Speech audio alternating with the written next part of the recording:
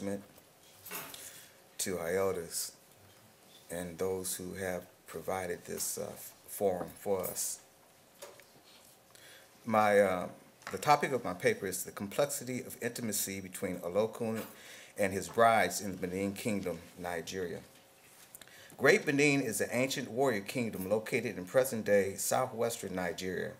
It has no known history of ruling queens, and in the periods of the Oba dynasty, the elders forbade royal female enthronement.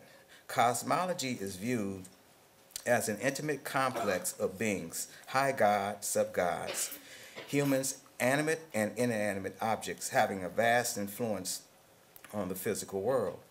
In one Benin myth, Osa, the high god, most senior children are Obienwen, archaic female deity of childbirth, and Olokun, king of the sea. Obienwen, although the oldest child, cannot inherit because she is female. By default, Olokun, a male deity, inherits all of his father's possessions. This begs several questions. Why is a non-warrior deity the most prevalent god in a warrior culture? Olokun's popularity can be attributed to owning and controlling success during life, as well as funerary rites, and in being the progenitor of female fertility and childbirth. How does a warrior culture benefit from a non-warrior divinity? I believe that female fertility, or the process of rebirth and wealth, are more important to Benin Kingdom cultural survival than conquest and warfare. Thus, the deity associated with these attributes is able to take prominence over warrior deities. Olokun is the only deity that must be appeased in order to guide the dead in and out of the spiritual world. From birth to death, the soul comes from the spiritual world to the physical realm in a boat, one of the deity's symbols. Why are the majority of devotees of Olokun, a male deity, female? Female devotees are drawn to Olokun because of the deity's powers of female fertility, childbirth, and wealth. The single most dreaded fear is to die childless. Children are extremely important because they assist in old age, as well as perform the necessary funeral rites for their parents. The deceased cannot make the transition to ancestorhood without surviving offspring. An example of this importance is given by designations at death indicating a successful life. The most sought after death is called Ophiya, death in old age and leaving surviving children. Oguiomi Rere is childlessness from some sort of death of children. Agan refers to a death at old age without having a child at all. Uwu means death at a young age without no children. Therefore, women are able to achieve the ultimate goal for Benin society, continued family lines. Why is the deity who is the source of female fertility, my mistake. Benin society needed to amalgamate the attributes of female deity also with a male deity in order to further its cultural objectives of ancestorship and inheritance.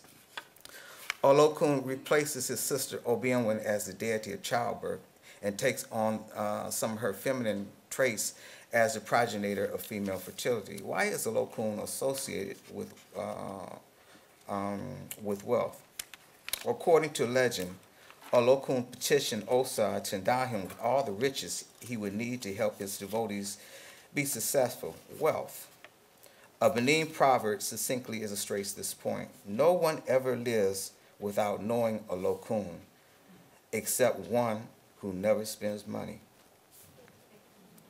Many of his devotees adorn their shrine with symbols of wealth, cowrie, and money, and also wear ritual garments studded with these items.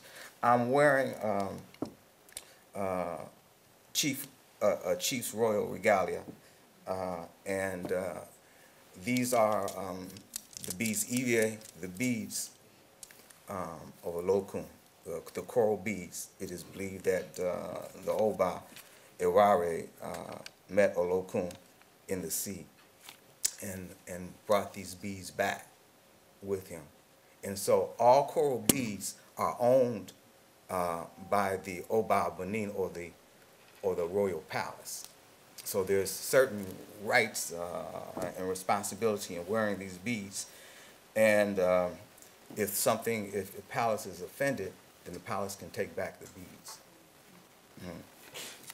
What is the relationship between wealth and children? From the Benin, wealth is children. Here are a few Benin names that illustrate the importance of children as wealth.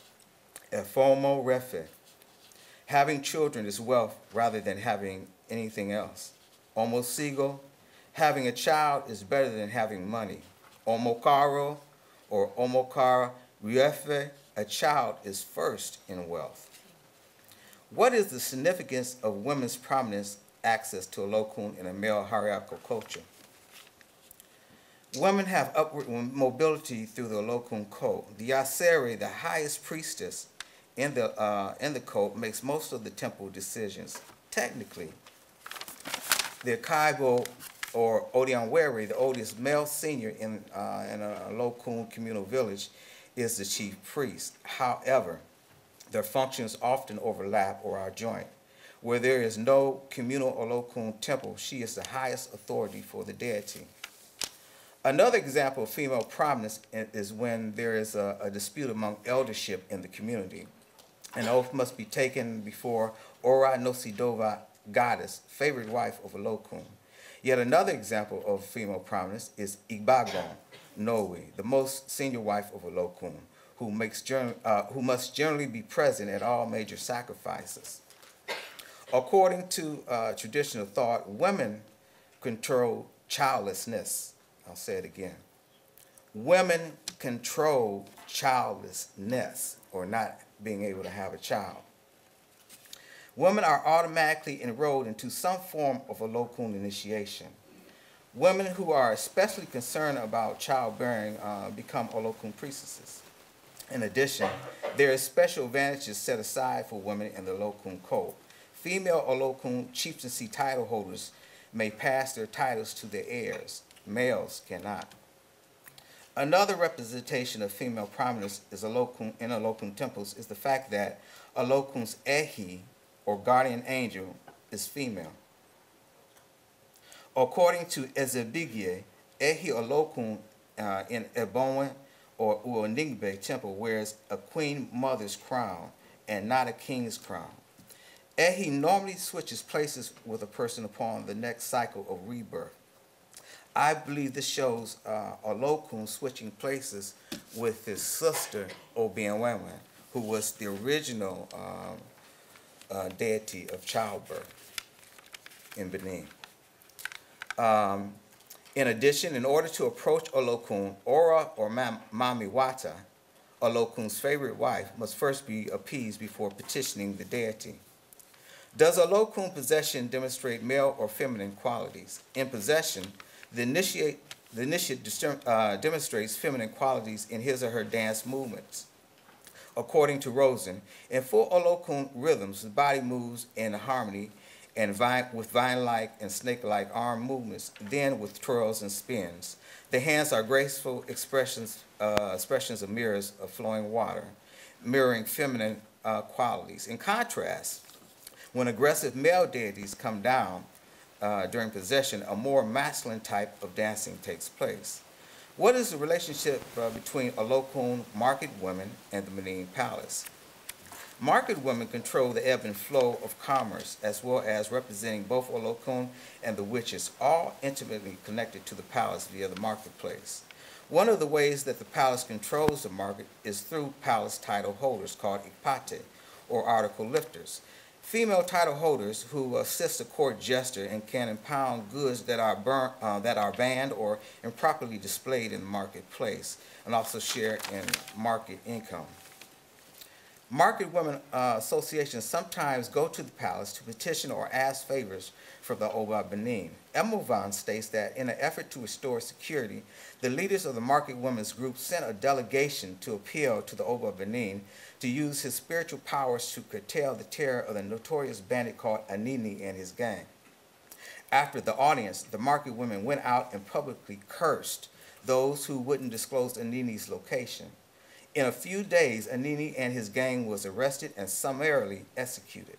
I believe that the market women and the Oba Palace have an intimate relationship that nurtures the supernatural world as well as the local economy. What is Olokun's association with witches? In Benin, witches are a natural and essential part of the cosmos.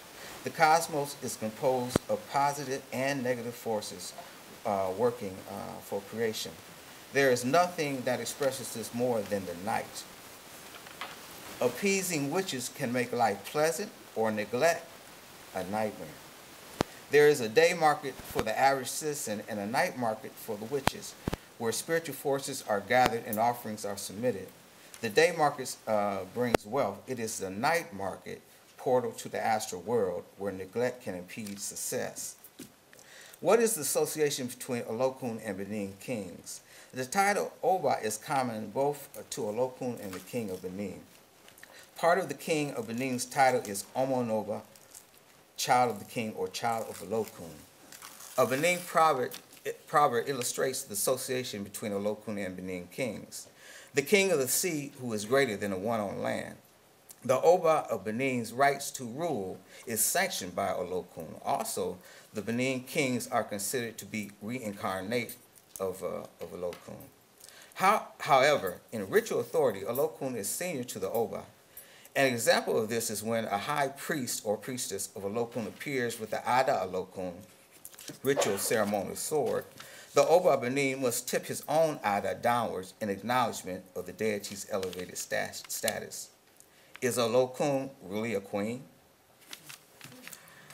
I believe that Olokun is male. As stated earlier, all of the mud statuary portrays Olokun as wearing kingly regalia. In Benin, there have only been male kings. The traditional law forbids females on the throne. Also, Olokun is depicted as having many wives, a Benin ideal. This is an indication that he is male. In addition, if Olokun were female, his regalia would go against royal Benin sumptuary laws. If a queen, is Olokun a deity borrowed from the Yoruba pantheon? Okun is a word both common to the Edo and the Yoruba languages. In accordance with Yoruba customs, a female can become queen.